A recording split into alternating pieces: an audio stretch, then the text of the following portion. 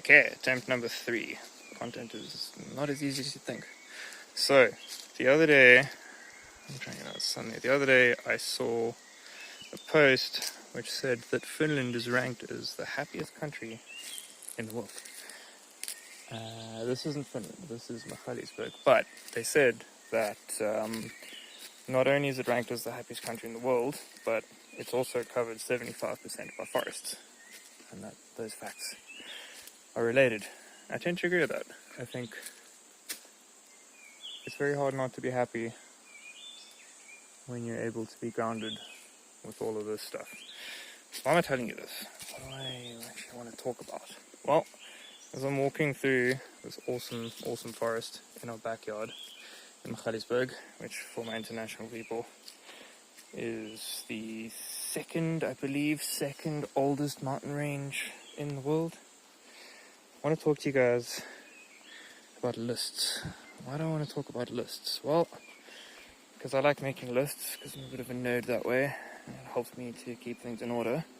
But also because I think that lists have something to do with happiness. I think that they can be both good and bad for that. So it's not possible to go down that way because that tree fell over the other day. So we had a big storm and that tree fell over. We're busy building some paths here for a forest walk because we're hosting some people for a festival this weekend, which is pretty exciting. In any case, lists. What do I want to say about lists? I'm probably going to have to edit some of this. It's okay. So, I think that lists can be helpful and detrimental. And I want to share some perspective on that.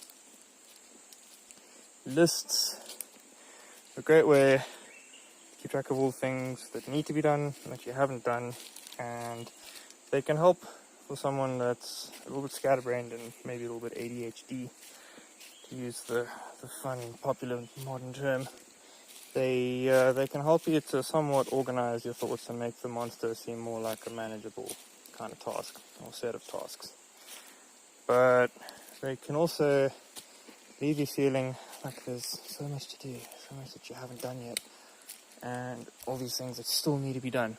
And I think this is where it's really helpful to have perspective that your lists should be not only forward-thinking or forward-looking in terms of what hasn't been done, but also backwards in perspective, or looking back, should we say. Isn't that a really cool tree? That's a cool tree. Looks like it's smiling.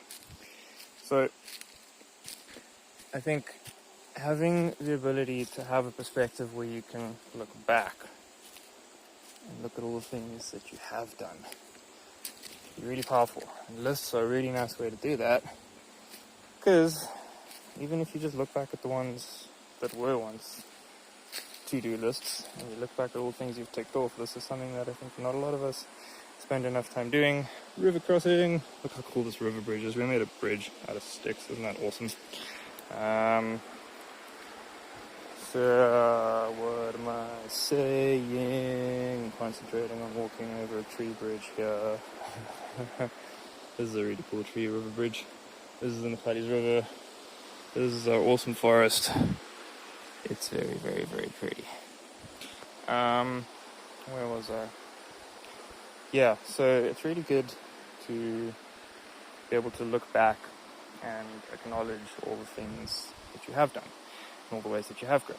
And I think the forest is a nice reminder of that for me, because just a few months ago when I moved out here, we hadn't really developed any of all of this going on in the forest. All these fence lines, all these tree bridges, everything going on here, we've really only developed in the last few months.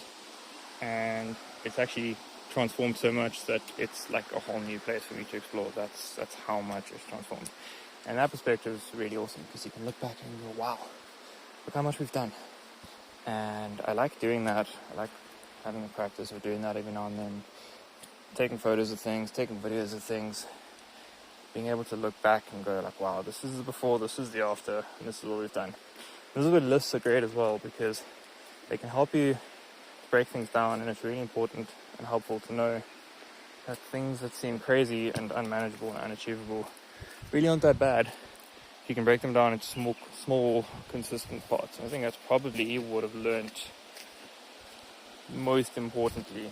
The most important thing that I've learned in my time out here is that you just break things down into small parts and you're just consistent with it, and it doesn't really matter how big of a task it is. I've just noticed this cool piece of artwork that someone's done. Isn't that awesome?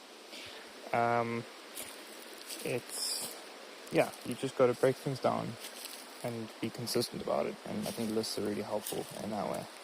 So, yay, lists. So, I hope you are having an amazing week. I hope you're having an amazing day. I hope you are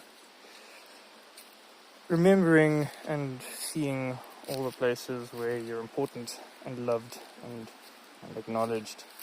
I hope that you can find a practice of making lists that not only help you look forward and achieve your goals, but also help you stop and look back and take perspective. Be grateful for all the beauty that surrounds you, and walk barefoot. It's good to walk barefoot.